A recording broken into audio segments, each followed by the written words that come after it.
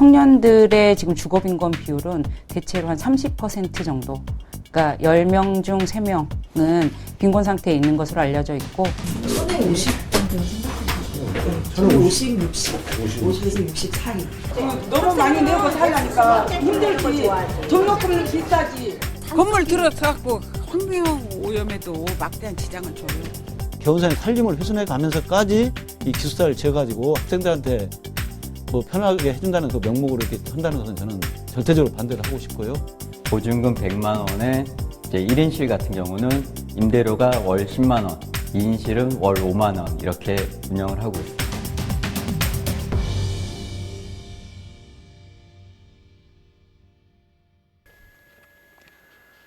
올해 초 인터넷과 SNS를 달궜던 사진입니다. 화장실 변기와 주방 싱크대가 함께 있는 모습. 설마 하며 웃어 넘겼지만 실제 일부 대학생들의 현실인 것으로 드러났습니다. 그런데 대학생들이 왜 이런 곳에서 살고 있을까요? 그리고 대학생들의 자취방, 원룸의 현실은 어떨까요? 쌍심지 카메라가 학기 초를 맞은 대학생들의 방을 직접 찾아갔습니다. 언젠가부터 우리 사회에서 심심치 않게 들리는 단어 푸어.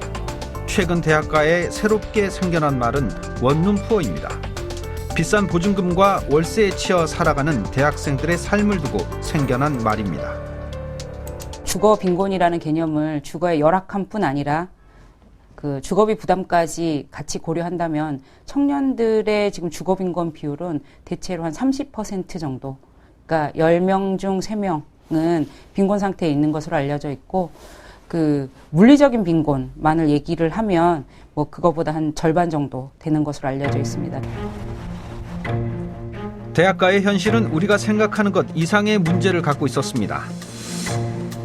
최저 주거 기준 미달 가구나 지하, 옥상 등의 주거 상황을 살펴보면 서울시 전체 가구에 비해 청년 가구가 모든 항목에서 높은 수치를 나타내고 있어 청년들의 주거 빈곤을 단적으로 보여주고 있습니다. 대학가 방값이 치솟으며 대학생들과 그 부모들 사이에서는 소위 상아탑이 등골탑이다라는 자주 섞인 말까지도 나오고 있는 상황. 안녕하세요. 좀 여쭤보고 싶어서요. 저는 50 정도 생각해요. 저는 50, 60, 50에서 60 사이. 전세는 전제는 64, 거의 0206. 있다 하더라도 금방 나가고요. 직장인들에게도 버거운 월세 50만 원. 사회인이 되기 전 과도기와도 같은 대학생은 입시 전쟁을 마친 후 숨 돌릴 틈도 없이 또다시 입주 전쟁을 시작해야 합니다. 방이 조금 괜찮다 싶으면 가격이 천정부지고 가격에 맞추자 하면 최저 주거 여건도 갖추지 못한 곳이 수두룩한 상황입니다. 처음에는 그 보증금이나 월세 같은 게 너무 비싸서 저희가 살 집이 없었다. 이게 첫 번째고요. 두 번째는 이 앞에 환경이 너무 좋지가 않아요. 그래서 저희가 원래 가족들이랑 같이 살던 그런 환경이 보통 집이라고 생각을 하잖아요. 근데 학교 앞에서 자취를 하려고 자취방을 찾다 보면 절대 그런 환경에서 살 수가 없는 거죠. 입학 두세 달 전부터 방을 구하지 않으면 그마저도 구하기 힘든데요. 방을 구하지 못한 학생들은 학교에서 멀리 떨어진 곳에 집을 얻어 통학하는 불편함과 그 과정에서 발생할 수 있는 위험까지 감수해야 합니다. 안심이 되고 뭔가 학교에서 해주는 차원이기 때문에 뭔가 제가 신경 써야 되는 게 줄어드는 것 같아요. 자취라면 제가 관리비 이런 것도 제가 내야 되고 뭐 치안이나 특히 서문 자취방 쪽은 골목이라서 치안이 그렇게 좋은 편은 아니거든요. 약간 그런 부분에서 안심할 수 있고 또 이제 친구들이랑 같이 생활한다는 점에서 기숙사를 선호하는 것 같아요. 2017년 현재 대학가 주변의 집값은 보증금 1,000만 원에 월세 50만 원 정도. 높은 대학 입학금에 지친 서민들에게 이 같은 월세는 감당하기 힘든 금액입니다. 4년 전 한 시민단체가 비교한 고시원과 강남 타워팰리스의 임대 비용. 그 결과는 예상 밖이었습니다. 대학가 고시원은 한 평당 임대료가 15만 2천 원으로 11만 8천 원인 타워팰리스보다도 높았기 때문입니다. 그렇다면 현재는 어떨까요? 전용 면적 164제곱미터의 타워팰리스는 보증금 3억 원에 월세 520만 원입니다. 보증금을 월세로 전환해서 계산해 봤을 때 평당 임대료는 14만 5천 원이 됩니다. 신촌의 2평 남짓한 고시원의 가격은 30만 원으로 평당 임대료는 15만 원 선이 됩니다. 여전히 고시원이 타워 팰리스보다 비쌉니다. 천에 50만 원이고 관리비 5만 원 더 추가됩니다. 한 5평 정도. 침대 있고 책상 있으면은 그리고 막 옷장 이런 것도 있으면은 그렇게 제 개인 공간이 넓은 편은 아니에요.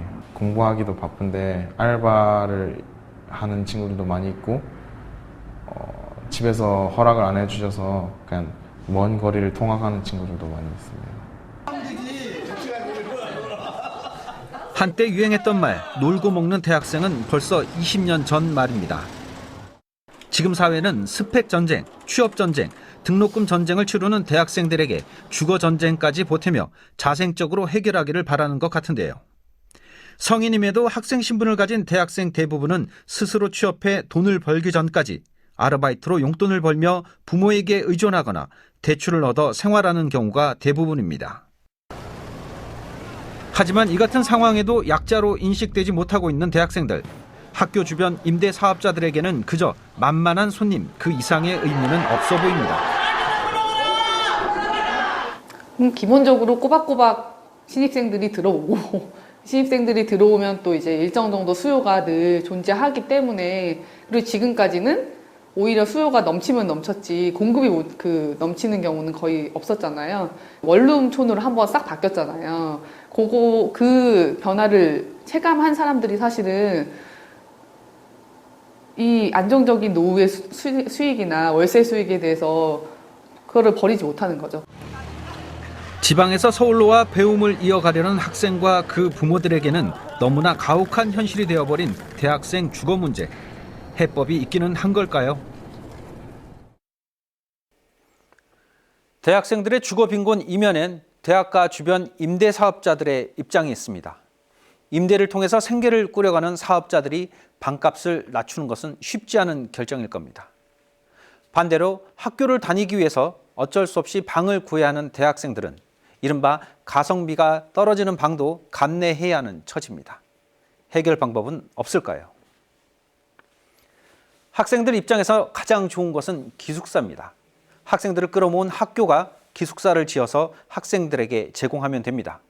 문제는 그 기숙사를 늘리는 것이 쉽지 않다는 데 있습니다. 현재로선 전국 대학생 100명 중 20명만이 기숙사에 들어갈 수 있는 상황. 2016년까지 기숙사 수용률을 살펴보면 수도권은 14.9%, 지방은 23.4%인데요. 서울 주요 대학 10곳의 상황은 더 나빠져 기숙사 수용률이 10%에 불과합니다. 기숙사가 있긴 한데 저희가 이제 신입생으로 입학을 할 때 지방 사는 학생들 위주로 1차 신청을 받아요. 근데 그게 먼 지방에 사는 학생들 위주로 배정되는 게 아니고 랜덤으로 돌려서 배정을 해주고, 이제 거기서 만약에 배정을 해줬는데도 지방 학생들 나는 그냥 원룸에서 살겠다라고 하면 그 비는 공간에 이제 경기권, 서울권 친구들 넣어주는데 저는 넣었는데 랜덤 배정에서 떨어져가지고 급하게 좀 원룸 구하고 다녔던 케이스였어요. 물론 모든 학생들이 기숙사를 선호하는 것은 아닙니다. 하지만 비싼 월세를 지불하면서도 열악함을 면치 못한 채 생활하는 이 학생들에게 기숙사는 너무도 간절해 보입니다. 기본적으로 청년뿐만 아니라 모든 사람들의 기본권 중에 기본권이 사실은 주거권이잖아요. 그러니까 누구나 살 공간을 확보할 권리가 있고, 그 공간을 확보하기 위한 기본적인 조건을 마련하는 건 국가의 의무이고요. 그래서 이거를 누군가의 선이라던가 어떤 정책에만 기댈 게 아니라 사실은 국가에서 의무적으로 해줘야 하는 건데, 지금까지 그 부분에 대해서 알아서 해결하는 방식으로 왔던 거죠. 근데 이제는 더 이상 이 부분에 대해서 이렇게 알아서 해결하는 방식으로 하기에는 이미 너무 많은 주거 난민들이 생겨나고 있거든요. 2010년 기준 연령대별 최소 주거 기준 미달 가구를 살펴보면 청년 주거 빈곤 실태는 더욱 극명해집니다. 법은 최저 주거 기준을 마련해 주거권을 보장하고 있지만 학생들의 주거 여건은 안타깝게도 법의 테두리에서 벗어난 듯 보입니다. 1인 가구 기준으로 하면 14제곱미터 라는 면적 기준이 있고 두 번째로는 이제 시설 기준이 있어요. 독립적으로 생활하는 한 가구는 화장실과 부엌을 가져야 되는 게 이제 두 번째 시설 기준이고 세 번째는 방의 개수 기준이 있어요. 그러니까 뭐 3인, 4인 가구 경우에는 방이 이제 3개가 최소 뭐 이렇게 방의 개수에 대한 기준이 정해져 있거든요. 그 기준을 설정해 놓고 그것들이 작동하는 장치는 가지고 있지 않은 거죠. 유명무실한 기준이 되어 있는 문제가 있습니다. 학생들이 기숙사를 이처럼 간절하게 원하는 이유는 더 좋은 곳에서 살고 싶은 욕심이 아닌 최저 주거 기준을 충족하는 곳에서 생활할 권리를 찾기 위함입니다. 자립은 했지만 사회에서 필요로 하는 능력에 대해 아직은 스스로라는 수식어가 과분한 대학생들에게 살면서 생기는 주거 문제는 버겁기만 합니다. 성균관대학교 법학전문대학원생들은 주거 문제와 관련해 어려움을 겪고 있는 청년들을 대상으로 무료 법률 상담을 해주고 있는데요. 청년들의 주거 문제에 무관심한 사회에 보란듯이 학생들이 솔선수범을 하고 있는 것입니다. 원래 2년 정도 살고 그 다음에 이제 갱신을 한다거나 할 때 월세를 인상을 할 수가 있는데 원래는 그 범위가 5%로 정해져 있거든요. 원래 기존에 내던 월세의 5% 혹은 보증금도 마찬가지고요. 근데 그거를 훨씬 초과해서 올리면서 만약에 안 되면 나가라 뭐 이렇게 하는 경우도 있고 내 생각에는 살 수 있는 정도의 환경을 제공한 게 아니라서 이 정도는 수선을 해줬으면 좋겠다라고 요구를 하는데 예민한 사람 취급을 하는 거죠. 아, 그 정도는 살 수 있는데 왜 너만 그렇게 하느냐. 이전 사람들은 아무 문제 없었는데. 문제가 생길 때마다 일일이 지방에 있는 부모에게 도움을 청할 수도 스스로 해결할 수도 없는 대학생들에게 주거 관리자가 있는 기숙사는 그 무엇보다도 필요해 보입니다. 그럼에도 불구하고 대학교 기숙사 신축과 관련한 소식을 접하기는 쉽지 않습니다. 임대하시는 분들은 이제 기숙사가 공급되면 대학생들에 대한 수요가 줄을 수밖에 없으니까 이런 부분들 있을 거고 안타깝지만 혐오시설 가깝게 보는 거잖아요. 그러니까 집가를 올리는 것이 아니라 주택가격을 낮추는 시설로 보면서 뭐 그런 시설에 관해서의 조직적인 주민들의 재산권을 가진 주민들의 조직적인 움직임들이 발생하는 거죠. 그러니까 주거권이라는 굉장히 중요한 인권이 우리나라에서는 재산권에 비해서 굉장히 무시되고 있는 상황. 주거권보다 재산권이 앞선 대한민국의 쓴 현실. 임대사업자들의 노후 보장은 되지만 청년들의 사회 진출은 어렵게 만드는 청년 주거 문제. 이런 상황임에도 정부는 문제를 제대로 인지하지 못하고 있는 건 아닐까요? 매년 입학 시즌이면 쏟아지는 비판적인 기사에도 불구하고 정부가 내놓은 대책들은 실효성이 떨어진다는 평가입니다. 이번에 새로 나오는 사회주택들 같은 경우에는 예를 들면 얼마 전에도 지하철역에서 봤었는데 지하철역 근처에 학생들이 살게 해준다던가 해서 접근성이 굉장히 높고 실효성도 좋은데 우선 많지가 않잖아요. 그래서 그런 문제가 있고요. 국민임대 같은 경우에는 우선 학교랑 너무 멀기 때문에 그렇게 따지면 지금 교통비가 또 들어가야 되는데 누가 내가 지금 자취를 하면서 교통비까지 부담을 또 하려고 하지는 않잖아요. 쉐어하우스 같은 경우에는 사실은 같이 사는 게 되게 불편한 사람들도 있잖아요. 어쨌든 어떤 일정 부분은 공유를 해야 되니까. 그래서 그런 건 좀 어려울 수 있죠. 일단 기숙사는 반대부터 하고 보자는 임대사업자. 실효성 없는 청년 주거 해결책을 내놓은 정부. 최저 주거 기준이 충족된 기숙사를 찾는 학생들.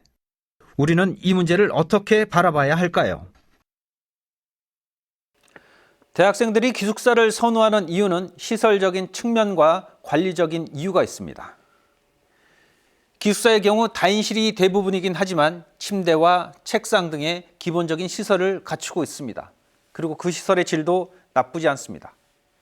또 특히 여대생들의 경우 관리자가 상주한다는 측면에서 안정감을 갖고 시설을 이용할 수 있다는 장점도 있습니다. 이런 이유에서 기숙사는 꼭 필요하고 더 늘어나야 합니다.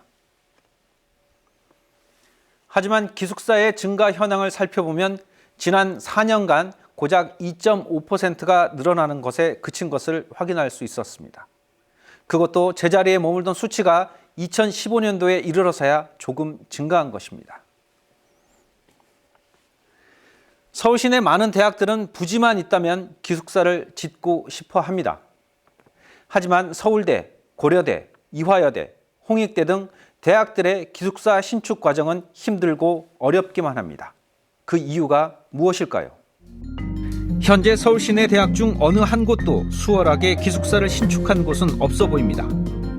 2012년 신축 계획을 발표한 홍익대는 2016년이 돼서야 공사에 들어갈 수 있었고 이화여대, 서울대 등도 기숙사 건립에 난항을 겪긴 마찬가지였는데요. 기본적으로는 큰 차이는 없을 것 같아요. 그러니까 이대사는 저희가 검토해 보니까 이미 이제 허가가 났습니다. 난 거에 대해서 주로 이제 주변에 사는 분들 중에서 대표적으로 임대업 하시는 분들이 아무래도 그분들의 기본권인 그러니까 직업 선택, 그러니까 그분들이 아무래도 이제 기숙사가 생기면 임대업이 지장이 있으니까 그분들을 위주로 해서 소송을 제기했고요. 2013년 기숙사 신축을 발표했지만 2017년이 된 지금까지도 여전히 표류 중인 고려대학교. 고려대학교는 개운산 학교 부지를 활용해 기숙사를 지으려 계획했으나 성북구청과 주민들의 반대로 아직까지 허가를 받지 못한 상태입니다. 지금 비오톱 1등급이 지금 해제되고 2등급에 지금 만약에 건물을 짓고 밑에다 운동시설을 지금 해준다고 하잖아요. 그렇게 되면은 또 운동시설 하면은 거기도 2등급으로 다시 해제될 염려가 있다고요. 그럼 지금 또 나중에 가서는 또 거기다 뭘 짓고 다른 데다 또 해준다는 그런 부분이 있지 않을까 저희는 그런 염려도 많이 하고 있습니다. 고려대학교 땅에 고려대학교 학생을 위한 기숙사를 짓지 못하는 이유를 조금 더 들여다보니 개운산을 지키고 싶어하는 주민들이 있었습니다. 개운산의 녹지가 줄어드는 것을 우려한 주민들이 반대에 나선 것입니다. 교육에 열중을 해야지. 그 돈 버느라고 그러거든. 그 옆에들 영세 사업자예요. 그런 사람들 다 죽어 가잖아요. 기숙사에서 돈 벌고 너무나 이권에 너무나 훼손되는 게 우리는 싫어요. 학생들이 학생들은 학생들이지만 학생들은 잠깐 있다 가지만 우리는 계속 여기서 사는 주민이잖아요. 그리고 운동 다니고 여기 저기 하니까 우리 사는 사람이 저기 해야지. 뭐 새로 들어오는 사람 위해서 살아요? 그리고 세금 누가 내요? 우리 주민이 내잖아요. 성북 구민이. 절대 반대예요. 반대. 주민들의 이야기를 들어보니 결국 주거권이 침해되는 것에 대한 반발이었습니다. 하지만 안타깝게도 주민들이 주장하는 주거권에는 학생들의 주거권은 포함되지 않은 걸까요? 주민들은 학생들은 그저 머물다 가는 기러기이기에 자신들의 의견이 더 중요하다는 논리인데요. 아이러니하게도 개운산 절반은 고려대의 땅이고 기숙사를 반대하는 동네 주민들은 그 공간을 수년째 운동 공간으로 쓰고 있습니다. 안암동의 경제 구조상 고려대 학생들이 대표적인 소비의 주체임은 분명한 상황. 더구나 고려대가 자신의 땅에 건물을 짓겠다고 적극적으로 나서면 주민들은 법적으로 막을 수 없는 상황이지만 현실은 조금 다릅니다. 이렇게 건축 허가하고 산지 전용 허가가 문제되는 거에 대해서 관련 법을 봤을 때 그때 그 관련 주민이 의견 청취하는 절차가 있는 건 아닙니다. 행정절차법 38조에 그 공청회라는 조문이 있더라고요. 그래서 그 공청회를 개최할 수도 있습니다. 그렇지만 이 요건도 필수적 요건이 아니기 때문에 그 해당 그 처분청인 성북구청장이 굳이 공청회를 개최하지 않는다 하더라도 허가를 충분히 할 수가 있습니다. 주민들의 냉담한 반응에 벌써 4년이라는 시간이 흘렀습니다. 구청은 여전히 주민의 눈치를 보고 있는 듯 묵묵부답. 하지만 학생들은 끝이 보이지 않는 주거 전쟁을 막기 위해 스스로 노력해왔습니다. 저희가 이제 기숙사 수용률이 굉장히 낮아요. 저희 학교 기숙사 수용률이 10.4%로 전국 평균 대학교 기숙사 수용률인 20.1% 한 절반에 불과한 굉장히 심각한 수준이에요. 전체 학생들 중 실제적으로 기숙사에 입주하여 살고 있는 학생들의 비율이 이제 10.4%인 거고요. 비수도권 학생들 같은 경우는 비율이 한 35% 정도 돼요. 근데 이제 기숙사에 들어간 학생들을 제외하면 이제 나머지 25%, 그러니까 전체 학생의 4분의 1은 기숙사에도 들어가지 못해서 이제 자취나 하숙방을 전전하는 그런 상황에 처해 있습니다. 네. 저희는 이제 매년 끊임없이 문제 제기를 하고 또 이제 기숙사 신축에 대한 의제를 환기시키고 있지만 학교 측은 뭔가 좀 묵묵부답인 상황이에요. 그래서 이제 올해도 마찬가지로 저희가 4월 말부터 기숙사 신축 프로젝트를 진행할 예정이고 현재 지금 기획 단계에 있습니다. 고려대학교 개운산 기숙사 신축. 해결되지 않은 이 문제에는 학교와 구청, 주민, 학생이라는 네 종류의 당사자가 있지만 유독 학생들만 힘들고 외로운 싸움을 하고 있는 것은 아닐까요? 기숙사 건립에 반대하는 주민들의 찬성이 없다면 기숙사 신축을 허용하지 않겠다. 고려대 기숙사 문제에 대한 성북구청의 입장입니다. 지난 2015년 고려대 총학생회는 주민들을 대상으로 기숙사 신축을 위한 설명회를 개최한 바 있습니다. 하지만 당시 주민들은 참석하지 않았고 오히려 설명회를 방해해 결국 무산되고 말았습니다. 모든 자치단체의 상황이 같지는 않습니다. 대학생들의 주거 안정을 위해서 다양한 노력을 펼치는 곳도 있고 주민들과의 마찰에도 불구하고 기숙사 신축을 허가하는 곳도 있습니다. 결국 우리 사회가 대학생들을 어떻게 바라보느냐에 따라서 이 같은 정책 결정에 차이가 나타나고 있는 것으로 분석됩니다. 최근 기숙사는 다양한 형태로 증가하고 있습니다. 학교가 민간 기업에 땅을 제공하고 일정 기간 운영권을 주는 민간 기숙사와 한국사학자단에서 운영하는 연합기숙사, 지방자치단체에서 도내 출신 학생들을 위해 운영하는 재경기숙사 등이 늘어나고 있습니다. 또한 연세대를 비롯해 이화여자대학교 등 8개 대학이 자리하고 있는 서대문구는 학생들을 위해 구에서 직접 기숙사를 운영하고 있습니다. 그 1학기 끝날 때 7월 초 정도, 그리고 이제 2학기 끝날 때 12월 초 정도에 저희가 이제 공고를 해서 입사생을 신규 모집하고 있습니다. 청년 주거난에 조금이라도 도움이 되고자 시작한 꿈꾸는 다락방의 입주 경쟁률은 4대 1입니다. 저는 좋게 생각을 해요. 기존에 여기 이제 이런 꿈꾸는 다락방도 뭐 청년들 주거난 청년들의 일종의 복지를 위해서 서대문구에서 이렇게 지원을 하는 거잖아요. 근데 우리도 그렇게 지원을 받는 거니까 어떤 뭐 나라로부터 우리 학생들 얘기 들어보면 이제 학교도 가까울 뿐만 아니라 주거 비용을 위한 아르바이트를 해야 되는 그런 부담감에서 벗어나서 공부에 전념할 수 있다고 얘기를 하거든요. 그래서 우리 지자체에서 이렇게 상대적으로 작은 규모로 시작을 했지만 이게 점점 이제 다른 지자체들 또는 이제 광역단체들 그리고 뭐 국가적으로 신경을 쓴다고 하면요. 이런 노력이 좀 큰 결실을 맺지 않을까 그렇게 생각을 하고 있습니다. 최근 몇 년 사이 수도권에서만 대학 기숙사 10곳이 문을 열었지만 이곳으로는 20%의 맴도는 기숙사 입주율이 크게 오르지는 않았습니다. 결국 문제 해결을 위해선 공공 차원에서의 기숙사를 늘리는 정부의 역할과 이를 수용하는 시민들의 인식 전환이 필요해 보입니다.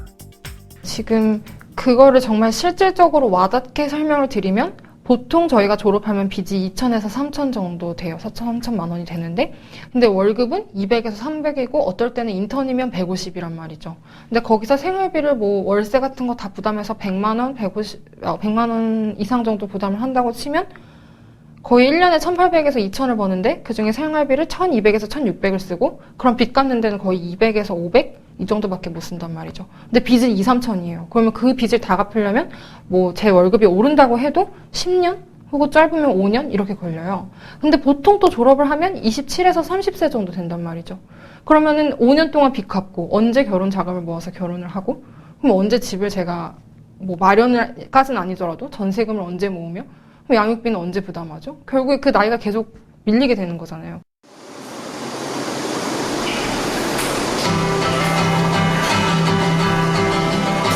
한국에서 태어나 산다는데 어떤 의미를 두고 계시나요? 때로는 사막에 내던져진 것 같은 그런 느낌이 드시나요?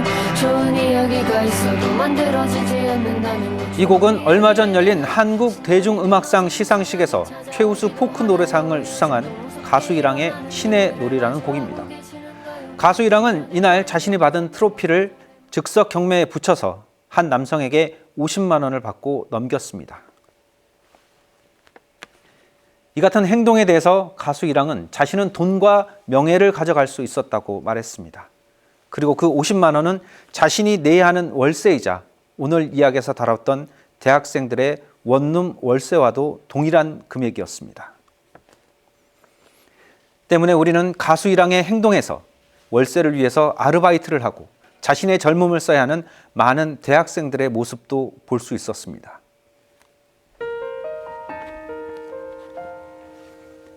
물가가 올라서, 세금이 올라서, 관리비가 늘어서 이런저런 이유로 원룸은 자신의 몸값을 조금씩 높이고 있습니다. 반면 별다른 대안이 없는 대학생들은 오르면 오르는 대로 다른 곳에서 돈을 끌어다 충당해야 하는 처지입니다. 그럼에도 불구하고 이렇게 비싼 원룸 중에는 최소한의 삶을 존중받을 수 없는 곳들도 있었습니다. 다시 생각해보죠. 대학생들도 국민이자 지역 경제를 지탱하고 있고 또 미래 세대를 이끌 주역들입니다. 그들에게 삶의 기본적인 권리, 최저 주거 기준을 제공하는 것은 결코 과도한 친절이 아니다라는 것이 쌍심지의 생각입니다.